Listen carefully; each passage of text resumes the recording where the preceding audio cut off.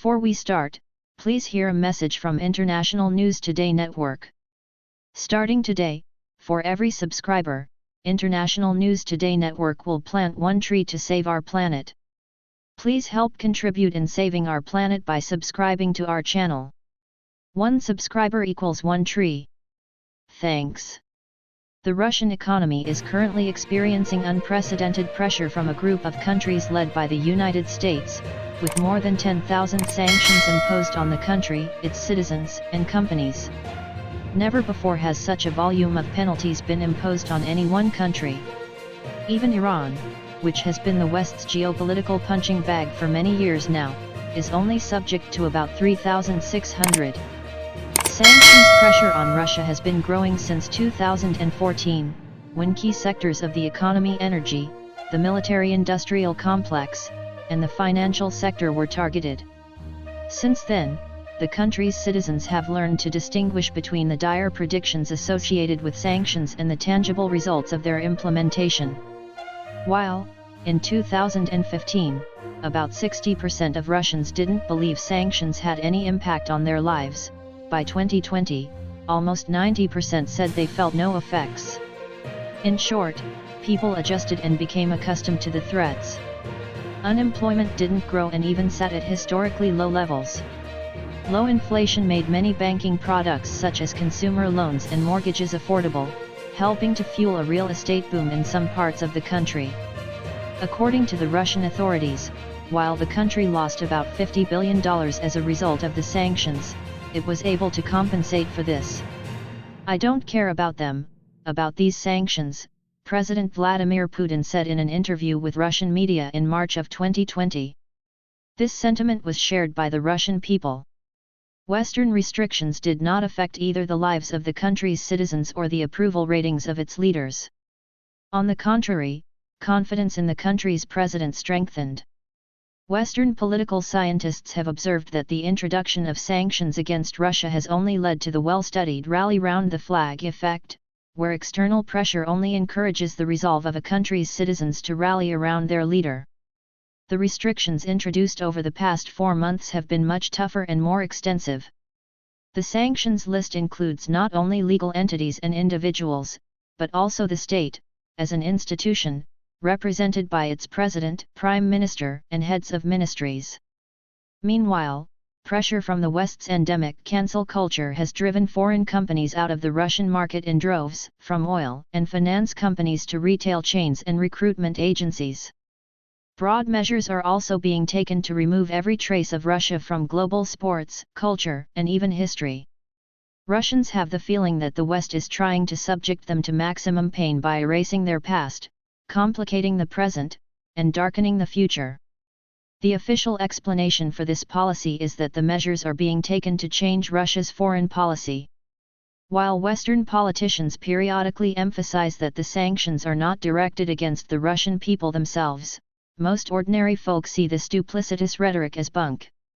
Oleg, a student at a Moscow university, notes, after all, if the actual purpose of the sanctions is to set Russia's economic development back decades, that means the welfare of ordinary Russians will suffer along with it. Western countries are doing all they can to try to weaken the ruble, increase inflation, break logistics chains, and create a shortage of consumer goods in order to bring discomfort to Russia's inhabitants and create social tension.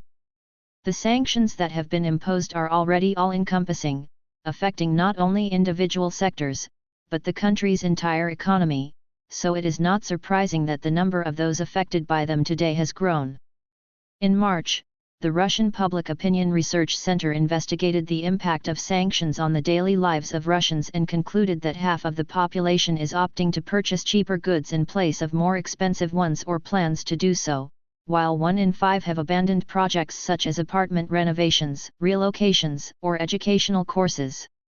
As a result, the majority of Russians, some 60%, said that the sanctions had somehow affected their lives. An outside observer, unfamiliar with how things work here, might well assume that this figure speaks not only about the impact of sanctions, but also indicates a growth in political risks, as well as the likelihood of protests.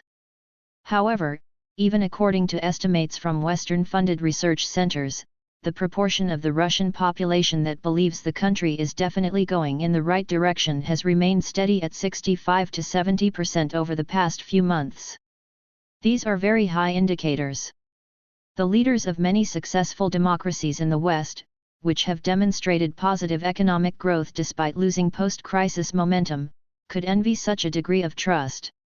For example, U.S. President Joe Biden's approval rating is only 36% and continues to sink, with the bottom nowhere in sight. By hoping to incite ordinary Russians to take to the streets with the help of sanctions and the exodus of Western companies, the West simply does not understand, firstly, the structure of the country's economy, and, secondly, what the Russian people see as the reasons behind the recent events in Ukraine, or who they consider responsible for them. More than 60 million people, that is, over half of the country's adult population, including retirees, are economically dependent on the state in one way or another. Almost none of the civil servants, law enforcement officers, military personnel, doctors, or teachers who work for the state are ready to heed calls from the West to quit their government jobs in protest over the events in Ukraine. Roman, an employee of a state bank, who entered his field a little less than 20 years ago, says his income had grown steadily until February of this year. Of course, financial opportunities had decreased since 2014, when the first round of Western sanctions were levied and the value of the ruble plummeted after the reunion with Crimea, but stability has remained.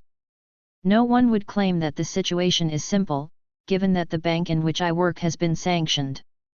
But there is no question of laying off new hires, or those who have been working in the company for a long time. The same applies to salaries. There's probably little hope of getting a raise in the near future, but cuts in monthly salaries and bonuses are not expected yet, Roman says. In a situation like this, it is obvious that work at state-related enterprises offers much greater stability than employment with European or American companies, many of which have their left employees completely in the dark about their future. I came to the office for the last time on March 4. I've been working from home for almost 3 months now, although it's difficult to call it work, says Anna, an employee of a large European manufacturer of household goods. True, my salary continues to be paid, though not in full, and there's almost no work sending documents to the post office, holding Zoom meetings with other employees, and so on. But, most of all, I fear the unknown. You know that any day the staff may be terminated once and for all, and I will be out of a job. It's a shame to build a career for so many years, working my way up from a simple salesperson to the head of a department, and understand that we will probably either have to start from scratch or face fierce competition when we are all finally thrown out into the labor market. According to analysts, not even the largest companies can afford to maintain staff much longer than 3 months.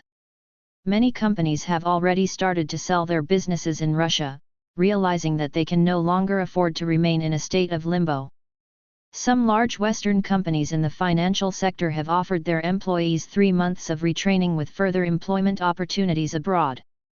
However, given the attitude towards Russians in the Western labor market, many people don't see this as a viable option. They promise to pay my salary in full for the next 6 months. They've sent us to Dubai for an unpaid internship. When it ends, those who show the best results will be recommended for transfer to the company's offices around the world, explained a different Anna, an employee of an American financial services company that has wrapped up its operations in Russia. But what can I do? I have to try. It's difficult to find a new job in the banking sector in Russia. Banks aren't laying people off, but they're not hiring either. They have introduced, as my friends at recruitment agencies say, a hiring freeze. My husband had to quit his job to come with me. I've always been the family's principal breadwinner. Well, sink or swim, as they say. Either I'll continue working abroad, or we'll both return to Russia, but both of us will be out of work.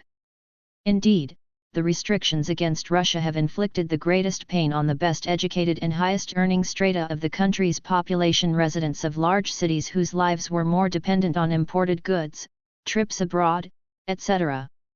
Therefore, these are the people who have most acutely felt the refusal of Visa or MasterCard to serve Russian clients, and the departure of well-known retailers. But these losses are not critical, and the government is doing everything it can to make up for the inconveniences that have arisen through parallel imports. The poorer segment of the population, which, according to some unofficial estimates, makes up almost a quarter of the country's inhabitants, is less dependent on imports and suffers much less from this cancel culture. Many people understand that, as in 2020, the reasons for the current economic difficulties are primarily external, and, secondly, unrelated to negative economic or market forces. That is, the difficulties have not arisen due to failures in the nation's financial markets or the consequences of domestic economic cycles. In 2020, Russia faced a forced shutdown of business and public life due to the COVID-19 pandemic. Today, the country is being attacked by the leading economic centers of the world for dealing with, as experts say, geopolitical risks. Support for the government's policy is not engendered by economic factors, but rather an understanding that the conflict happening today is not so much between Russia and Ukraine, as between Russia and the so-called Western world. Many feel that sanctions would have been imposed on Russia regardless of its behavior, because the West wants to weaken Russia. This strong belief, which has been expressed more than once by President Putin, is largely based on distrust of U.S. foreign policy. Sociologists have been recording such distrust since the late 1990s, when NATO began to expand to the east. In the early 1990s, after the collapse of the USSR, there was great enthusiasm in Russia for strengthening relations with the United States. Many Russians believed that with the Iron Curtain a thing of the past, the two countries and their peoples would become strategic partners and reliable friends. Sadly, this partnership and friendship never materialized. Hopes were replaced by disappointment and distrust, especially after NATO illegally bombed Yugoslavia and the US launched wars in the Middle East and withdrew from weapons control treaties. The negative attitude towards U.S. foreign policy strengthened after 2014, when a coup took place in Ukraine, with clear American support. Since then, the harsher the confrontation between Russia and the United States has become, the higher Putin's approval rating has risen. That said, Russian society is convinced that the president is directing his foreign policy not for political support, but for the sake of state security. With this in mind, economic difficulties can be endured. Understanding that Russians are willing to tighten their belts, the government is not afraid to admit that there are hardships ahead. Prime Minister Mikhail Mishustin stated that Russia's economy is in the most difficult situation in the last 30 years. According to the central bank, the crisis of 2022 is one of the most significant challenges the Russian economy has faced since the 1990s. The country is anticipating an up to 10% decline in GDP in 2022, and economists estimate it will take 5 to 6 years of 2% annual growth for the economy to return to 2021 levels. And this growth is by no means guaranteed. Economists are afraid that inflation may reach 15 to 20% by the end of this year, while unemployment will peak at 8%. However, the public sector will be the most protected from employment cuts. Russians' real disposable incomes will fall by 7 to 8% before returning to their current levels. However, Peter, a 35-year-old employee of an IT company, has not lost optimism and is trying to comprehensively assess the situation. Russia is conducting a special operation to guarantee physical security. Sanctions are a great reason to strengthen economic security. Now, Russia has a unique historic opportunity to develop its own industries and agriculture. The country can already provide itself with grain, vegetable oil, fish, meat, and potatoes. With the sanctions, the country will only become stronger in the future. In fact, the sanctions in force today, including those on transport and logistics, have had a greater impact on Russian imports than exports. Imports are declining in both physical and monetary terms. Taking into account the currency control measures currently in place, including the requirement that exporters sell part of their foreign exchange earnings, the prevailing market situation of exports outpacing imports is directly contributing to a strengthening of the ruble. The exchange rate of the ruble against the dollar reached lows on March 9 at more than 136 rubles to the dollar. Since then, the national currency has strengthened by more than 100%. Due to a ban on exporting dollar and euro banknotes to Russia, a discrepancy between non-cash and cash exchange rates has arisen. A cash dollar or euro is traded at a premium of 15 to 17% to the non-cash rate. But it is important to note that both exchange rates have shown the same strengthening trend since March. The adoption of currency controls has played an important role in reducing panic in the markets and among the population, which boosted confidence in the Russian economy's safety margin and lowered prices for some imported goods and services. The president's decision to require European countries to pay for gas in rubles has also been an important factor in propping up demand for the ruble. There are people who directly benefit from this strengthening, namely tourists. Ilya, a 42-year-old employee of a construction company, was pleased to note the reduced prices at his favorite foreign vacation destination. There are 4 people in our family. We looked at prices for a trip to Turkey in March, but it was very expensive, and we didn't go.